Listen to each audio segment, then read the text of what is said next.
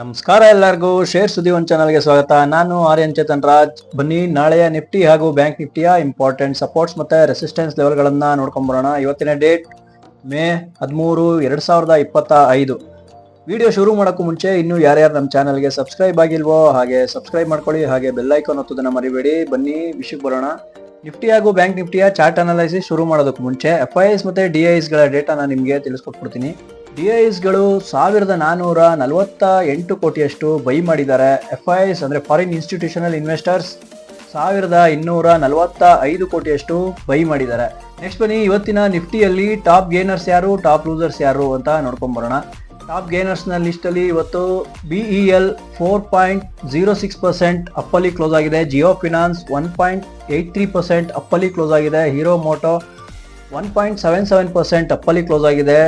Doctor Reddy 1.04% ಅಪ್ಪಲ್ಲಿ close ಆಗಿದೆ. Sun Pharma 0.95% ಅಪ್ಪಲ್ಲಿ close ಆಗಿದೆ. Next ಬನ್ನಿ ಇವತ್ತಿನ ನಿಫ್ಟಿಯಲ್ಲಿ ಟಾಪ್ ಲೂಸರ್ಸ್ ಯಾರು ಅಂತ ನೋಡ್ಕೊಂಡ್ ಬರೋಣ.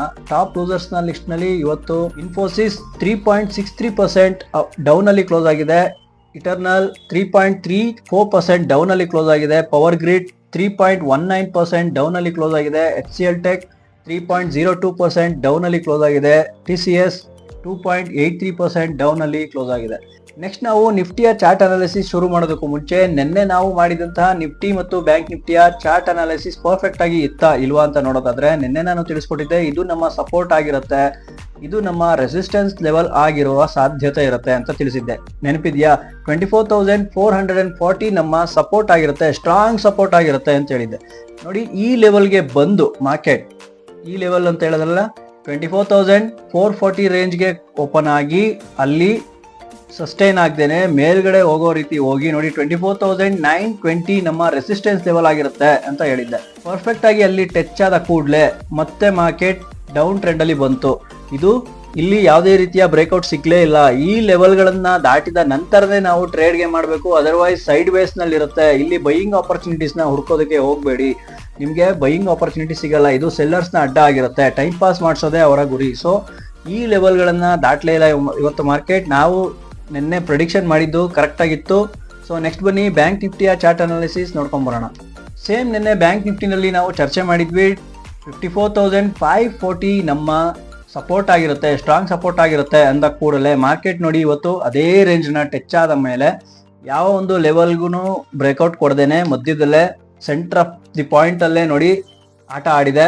ನಮ್ಮ ರೆಸಿಸ್ಟೆನ್ಸ್ ಲೆವೆಲ್ ಇದಾಗಿತ್ತು 55,600 ನ ದಾಟಬೇಕು. ಆ ಕಂಡೀಷನ್ ಓಕೆ ಆದ್ರೆ ಮಾತ್ರ ಬೈಯಿಂಗ್ ಆಪರ್ಚುನಿಟೀಸ್ ಹೋಗ್ತೀವಿ, ಮಧ್ಯದಲ್ಲಿ ಎಲ್ಲೂ ಬೈ ಮಾಡಕ್ ಕೂಡ್ದು ಅಂತ ಡಿಸ್ಕಷನ್ ಮಾಡ್ಕೊಂಡಿದ್ವಿ. ನೋಡಿದ್ರಲ್ಲ ಈ ಲೆವೆಲ್ ನ ಇವತ್ತು ದಾಟ್ಲಿಲ್ಲ. ಸೊ ಪ್ರೀವಿಯಸ್ಲಿ ನೆನ್ನೆನೆ ಅಂದ್ರೆ ತುಂಬಾನೇ ರ್ಯಾಲಿ ಕೊಟ್ಟಂತ ಮಾರನೇ ದಿನ ಸ್ವಲ್ಪ ಸೈಡ್ ವೇಸ್ ನಲ್ಲೇ ಇರುವ ಸಾಧ್ಯತೆ ಇರಬಹುದು, ನೋಡ್ಕೊಂಡು ಟ್ರೇಡ್ ಮಾಡಿ ಅಂತ ತಿಳಿಸ್ಕೊಟ್ಟಿದ್ದೆ.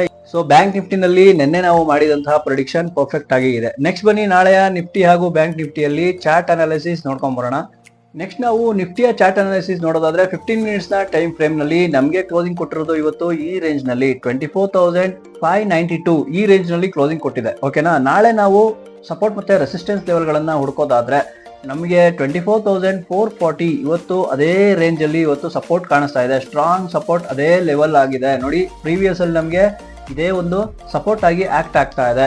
In case market gap down ಅಲ್ಲಿ ಓಪನ್ ಆಯ್ತು ಅಂತಂದ್ರೆ ನೋಡಿ ಈ ಲೈನ್ ನ ದಾಟದ ನಂತರ ಜೆನ್ಯೂನ್ ಬ್ರೇಕ್ಔಟ್ ಸಿಗ್ತಾ ಇದೆ, ಮಲ್ಟಿಪಲ್ ಕನ್ಫರ್ಮೇಶನ್ ಸಿಗ್ತಾ ಇದೆ ಅಂತಂದ ನಂತರ ನಮ್ಮ ಟಾರ್ಗೆಟ್ ಯೂಶಲಿ ನನ್ನೆನೆ ನಾವು ಡಿಸ್ಕಷನ್ ಮಾಡಿದ್ವಿ 23,950 ನಮ್ಮ ಮೇಜರ್ ಟಾರ್ಗೆಟ್ ಆಗಿರುವ ಸಾಧ್ಯತೆ ಇರುತ್ತೆ. ಸಪೋರ್ಟ್ ನಂಬರ್ 1 ಇದು ನಮ್ಮ ಟಾರ್ಗೆಟ್ ಆಗಿರುವ ಸಾಧ್ಯತೆ ಇರುತ್ತೆ.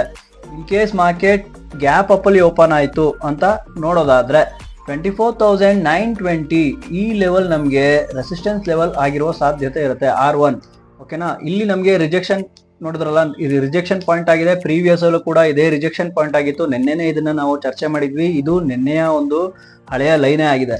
ಈ ಲೈನ್ ಅನ್ನ ದಾಟಿ ಮಲ್ಟಿಪಲ್ ಕನ್ಫರ್ಮೇಶನ್ ಸಿಗ್ತಾ ಇದೆ, ಜೆನ್ಯೂನ್ ಬ್ರೇಕ್ಔಟ್ ಸಿಗ್ತಾ ಇದೆ ಅಂತಂದ್ರೆ ಮಾತ್ರ ವಾಲ್ಯೂಮ್ ಕ್ಯಾಂಡಲ್ ಗಳನ್ನ ಅಬ್ಸರ್ವ್ ಮಾಡಿಕೊಂಡು ಆ ನಂತರ ನೀವು 25,228 ಇದು ನಮ್ಮ ಟಾರ್ಗೆಟ್ ಆಗಿರುವ ಸಾಧ್ಯತೆ ಇರುತ್ತೆ. ಟಾರ್ಗೆಟ್ 1 ಅಂತಾನು ನಾವು ಕನ್ಸಿಡರ್ ಮಾಡ್ಕೋಬಹುದು. ಇನ್ ಕೇಸ್ ಈ ಲೆವೆಲ್ ನು ಕ್ರಾಸ್ ಮಾಡ್ಕೊಂಡು ಬ್ರೇಕ್ಔಟ್ ಆಗ್ತಾ ಇದೆ, ಜೆನ್ಯೂನ್ ಬ್ರೇಕ್ಔಟ್ ಸಿಗ್ತಾ ಇದೆ ಅಂತಂದ್ರೆ ನೆಕ್ಸ್ಟ್ ನಾವು ಟಾರ್ಗೆಟ್ ನ ಎಕ್ಸ್ಪೆಕ್ಟ್ ಮಾಡಬಹುದು 25,479 ಅಂದ್ರೆ 29,480 ಅಂತ ನಮ್ಮ ಒಂದು ಟಾರ್ಗೆಟ್ ನಂಬರ್ 2 ಆಗಿರುವ ಸಾಧ್ಯತೆ ಇರುತ್ತೆ. ಇನ್ ಕೇಸ್ ಇದನ್ನು ಎಲ್ಲ ಈ ಲೆವೆಲ್ಗಳನ್ನೆಲ್ಲ ದಾಟಿ ಮೇಲೆ ಇನ್ನೂ ಜೆನ್ಯೂನ್ ಬ್ರೇಕ್ಔಟ್ ಸಿಗ್ತಾ ಇದ್ರೆ ಟಾರ್ಗೆಟ್ 3 ತನಕನೂ ನಾವು ಎಕ್ಸ್ಪೆಕ್ಟ್ ಮಾಡ್ಬೋದು. 25,600 ತನಕನೂ ಬರುವ ಸಾಧ್ಯತೆ ಇರುತ್ತೆ. ಯಾವಾಗ ಅಂತಂದ್ರೆ ಈ ಕಂಡೀಷನ್ಗಳನ್ನೆಲ್ಲ condition number 1, condition number 2, condition number 3 ಈ ಕಂಡೀಷನ್ಗಳನ್ನೆಲ್ಲ ಓಕೆ ಕೊಟ್ರೆ ಮಾತ್ರ ನಮ್ಮ ಟಾರ್ಗೆಟ್ ಫೈನಲ್ ಟಾರ್ಗೆಟ್ ಇದಾಗಿರುತ್ತೆ. ಅದರ್ವೈಸ್ ಅರ್ಲಿಯರ್ ಈ ಟಾರ್ಗೆಟ್ಗಳನ್ನ ಬುಕ್ ಮಾಡಿಕೊಂಡು ಸ್ಮಾಲ್ ಪ್ರಾಫಿಟ್ ಅಲ್ಲಿ ಬುಕ್ ಮಾಡಿಕೊಂಡು ಸ್ಯಾಟಿಸ್ಫ್ಯಾಕ್ಷನ್ ಕಂಡ್ರೆ ತುಂಬಾನೇ ಒಳ್ಳೇದು. ನೋಡಿ, ಈ ಲೆವೆಲ್ಗಳನ್ನ ದಾಟಿಲ್ಲ ಅಂತಂದ್ರೆ ನಿನ್ನೆ ಹೇಳ್ದಂಗೆ ಇಲ್ಲಿ ಟೈಮ್ ಪಾಸ್ ಮಾಡುವ ಸಾಧ್ಯತೆ ಖಂಡಿತವಾಗ್ಲೂ ಇರುತ್ತೆ. ಈ ಲೆವೆಲ್ಗಳನ್ನ ನೋಡ್ಕೊಂಡು ಟಾರ್ಗೆಟ್ಗಳನ್ನ ಫಿಕ್ಸ್ ಮಾಡ್ಕೊಳ್ಳಿ. ಇದು ನಮ್ಮ ಸಪೋರ್ಟ್ ಮತ್ತೆ ರೆಸಿಸ್ಟೆನ್ಸ್ ಲೆವೆಲ್ ಆಗಿರುತ್ತೆ. ನೆಕ್ಸ್ಟ್ ಬನ್ನಿ ಬ್ಯಾಂಕ್ ನಿಫ್ಟಿಯ ಚಾರ್ಟ್ ಅನಾಲಿಸಿಸ್ ನೋಡ್ಕೊಂಡ್ ಬರೋಣ. ನೆಕ್ಸ್ಟ್ ನಾವು ಬ್ಯಾಂಕ್ ನಿಫ್ಟಿಯ ಚಾರ್ಟ್ ಅನಾಲಿಸಿಸ್ ನೋಡೋದಾದ್ರೆ 15 ಮಿನಿಟ್ಸ್ ನ ಟೈಮ್ ಫ್ರೇಮ್ ನಲ್ಲಿ ನಮಗೆ ಕ್ಲೋಸಿಂಗ್ ಕೊಟ್ಟಿರೋದು ಈ ರೇಂಜ್ ನಲ್ಲಿ 54,964 ಈ ರೇಂಜ್ ನಲ್ಲಿ ಕ್ಲೋಸಿಂಗ್ ಕೊಟ್ಟಿದೆ. ನಾಳೆ ನಾವು ಗ್ಯಾಪ್ ಅಪ್ಪಲ್ಲಿ ಓಪನ್ ಆಯ್ತು ಅಂತಂದ್ರೆ ಯಾವ ಲೆವೆಲ್ಗಳು ನಮ್ಗೆ ರೆಸಿಸ್ಟೆನ್ಸ್ ಲೆವೆಲ್ ಆಗಿ ವರ್ಕ್ ಆಗುತ್ತೆ ಅಂತ ನೋಡೋದಾದ್ರೆ ಈ ಲೆವೆಲ್ ನಮ್ಮ ರೆಸಿಸ್ಟೆನ್ಸ್ ಲೆವೆಲ್ ಆಗಿರುತ್ತೆ. ಮಾರ್ಕೆಟ್ ಗ್ಯಾಪ್ ಅಪ್ಪಲ್ಲಿ ಓಪನ್ ಆಯ್ತು ಅಂತಂದ್ರೆ ನೋಡಿ 55,110 ಈ ರೇಂಜ್ ನ ದಾಟ್ತಾ ಇದೆ, ಮಲ್ಟಿಪಲ್ ಕನ್ಫರ್ಮೇಶನ್ ಸಿಗ್ತಾ ಇದೆ ಅಂತಂದ್ರೆ ಫಸ್ಟ್ ಟಾರ್ಗೆಟ್ ನಾವು ಇದನ್ನಾಗಿ ಕನ್ಸಿಡರ್ ಮಾಡಬಹುದು. ಯಾವುದು ಅಂತಂದ್ರೆ 55,500 ನ ರೀಚ್ ಮಾಡುವ ಸಾಧ್ಯತೆ ಇರುತ್ತೆ. ಅರ್ಲಿಯರ್ ಇದನ್ನ ಬುಕ್ ಮಾಡ್ಕೊಳ್ಳಿ. ಇನ್ ಕೇಸ್ ಮಾರ್ಕೆಟ್ ಇಲ್ಲೂ ಕೂಡ ಜೆನ್ಯೂನ್ ಬ್ರೇಕ್ಔಟ್ ಸಿಗ್ತಾ ಇದೆ, ಮಲ್ಟಿಪಲ್ ಕನ್ಫರ್ಮೇಶನ್ ಸಿಗ್ತಾ ಇದೆ, ವಾಲ್ಯೂಮ್ ಕ್ಯಾಂಡಲ್ ಗಳನ್ನ ಅಬ್ಸರ್ವ್ ಮಾಡ್ತೀವಿ. ಆ ನಂತರ ನಮ್ಮ ಟಾರ್ಗೆಟ್ 55,976 ಇದು ನಮ್ಮ ಟಾರ್ಗೆಟ್ ನಂಬರ್ 1 ಆಗಿರುವ ಸಾಧ್ಯತೆ ಇರುತ್ತೆ. ಸಾರಿ, ಟಾರ್ಗೆಟ್ ನಂಬರ್ 1 ಇದಾಗಿತ್ತು. ಟಾರ್ಗೆಟ್ ನಂಬರ್ 2 ಇದನ್ನಾಗಿ ನಾವು ಕನ್ಸಿಡರ್ ಮಾಡಬಹುದು. ಇನ್ ಕೇಸ್ ಮಾರ್ಕೆಟ್ ಇದನ್ನು ಬ್ರೇಕ್ಔಟ್ ಸಿಗ್ತಾ ಇದೆ, ಮಲ್ಟಿಪಲ್ ಕನ್ಫರ್ಮೇಶನ್ ಕೊಡ್ತಾ ಇದೆ ಅಂತಂದ್ರೆ ನಾವು ಟಾರ್ಗೆಟ್ ನ ಎಕ್ಸ್ಪೆಕ್ಟ್ ಮಾಡಬಹುದು. ಟಾರ್ಗೆಟ್ ನಂಬರ್ 3 ಅಂತಾನು ನಾವು ತಿಳ್ಕೋಬಹುದು. 56,400 ನಮ್ಮ ಟಾರ್ಗೆಟ್ ಲೆವೆಲ್ 3 ಆಗಿರುವ ಸಾಧ್ಯತೆ ಇರುತ್ತೆ. ಇನ್ ಕೇಸ್ ಮಾರ್ಕೆಟ್ ಈ ಲೆವೆಲ್ ನ ಕ್ರಾಸ್ ಮಾಡಿ ಮಲ್ಟಿಪಲ್ ಕನ್ಫರ್ಮೇಶನ್ ಸಿಗ್ತಾ ಇದೆ ಅಂತಂದ್ರೆ ಈ ಲೆವೆಲ್ ಬರೋ ತನಕ ಯಾವುದೇ ಟ್ರೇಡ್ಗೆ ನೀವು ಎಕ್ಸ್ಪೆಕ್ಟ್ ಮಾಡಬೇಡಿ. ಬೈಯಿಂಗ್ ಆಪ್ಷನ್ ನ ದಯವಿಟ್ಟು ಹುಡುಕಕ್ಕೆ ಹೋಗ್ಬೇಡಿ. ಯಾಕಂದ್ರೆ ಇಲ್ಲಿ ಟೈಮ್ ಪಾಸ್ ನ ಝೋನ್ ಅಗೈನ್ ನಾನು ತಿಳಿಸ್ತಾ ಇದ್ದೀನಿ. 54,540 ನ ಕ್ರಾಸ್ ಮಾಡೋ ತನಕ ನಮಗೆ ಬೈಯಿಂಗ್ ಆಪರ್ಚುನಿಟಿ ಸಿಕ್ಕಲ್ಲ. ಇಲ್ಲಿ ಮಲ್ಟಿಪಲ್ ಕನ್ಫರ್ಮೇಶನ್ ಸಿಗ್ತಾ ಇದೆ, ಜೆನ್ಯೂನ್ ಬ್ರೇಕ್ಔಟ್ ಕೊಡ್ತಾ ಇದೆ ಅಂತಂದ್ರೆ ನಮ್ಮ ಸಪೋರ್ಟ್ ನಂಬರ್ 1 54,200 ಈ ಲೆವೆಲ್ ನ ನಾವು ಸಪೋರ್ಟ್ ನಂಬರ್ 1 ಅಂತ ನಾವು ತಿಳ್ಕೊಬಹುದು. ಇನ್ ಕೇಸ್ ಇಲ್ಲೂ ಕೂಡ ಬ್ರೇಕ್ಔಟ್ ಆಗ್ತಾ ಇದೆ ಅಂತಂದ್ರೆ ನಮ್ಮ ಮೇಜರ್ ಟಾರ್ಗೆಟ್ ಇದಾಗಿರುವ ಸಾಧ್ಯತೆ ಇರುತ್ತೆ. ನೋಡಿ, ಇದು ನಮ್ಮ ಸ್ಟ್ರಾಂಗ್ ಸಪೋರ್ಟ್ ಅಂತ ನಾವು ಕನ್ಸಿಡರ್ ಮಾಡಬಹುದು. ಯಾವುದು 53,553 ನ ಟಚ್ ಮಾಡುವ ಸಾಧ್ಯತೆ ಇರುತ್ತೆ. ಯಾವಾಗ ಅಂತಂದ್ರೆ ಮಲ್ಟಿಪಲ್ ಕನ್ಫರ್ಮೇಶನ್ ತಗೊಂಡಾದ ನಂತರ. ಸೊ ನೋಡಿ, ಈ ಲೆವೆಲ್ಗಳು ನಿಮ್ಗೆ ತುಂಬಾನೇ ಇಂಪಾರ್ಟೆಂಟ್ ಆಗಿರುತ್ತೆ. ಸಪೋರ್ಟ್ ಮತ್ತೆ ರೆಸಿಸ್ಟೆನ್ಸ್ ಲೆವೆಲ್ ಗಳನ್ನ ನೋಡ್ಕೊಂಡು ಆಪ್ಷನ್ ಟ್ರೇಡರ್ಸ್ ಯಾರಿರ್ತೀರಾ ಹುಷಾರಾಗಿ ಟ್ರೇಡ್ ಮಾಡಿ. ಸೊ ಇದಾಗಿತ್ತು ವೀಕ್ಷಕರೇ ಈ ವಿಡಿಯೋದ ವಿಷಯ. ಈ ವಿಡಿಯೋ ನಿಮ್ಗೆ ಯೂಸ್ಫುಲ್ ಅಂತ ಅನ್ಸಿದ್ರೆ ಲೈಕ್ ಮಾಡೋದನ್ನ ಮರಿಬೇಡಿ. ಕಾಮೆಂಟ್ ಬಾಕ್ಸ್ ನಲ್ಲಿ ಯೂಸ್ಫುಲ್ ಅಂತ ಕಮೆಂಟ್ ಮಾಡೋದನ್ನು ಕೂಡ ಮರಿಬೇಡಿ. ಇದೇ ರೀತಿಯ ಯೂಸ್ಫುಲ್ ವಿಡಿಯೋದೊಂದಿಗೆ ನಾಳೆ ನಿಮ್ಮನ್ನ ಕಾಣ್ತೀನಿ. ಮತ್ತೆ ಸಿಗೋಣ. ನಮಸ್ಕಾರ.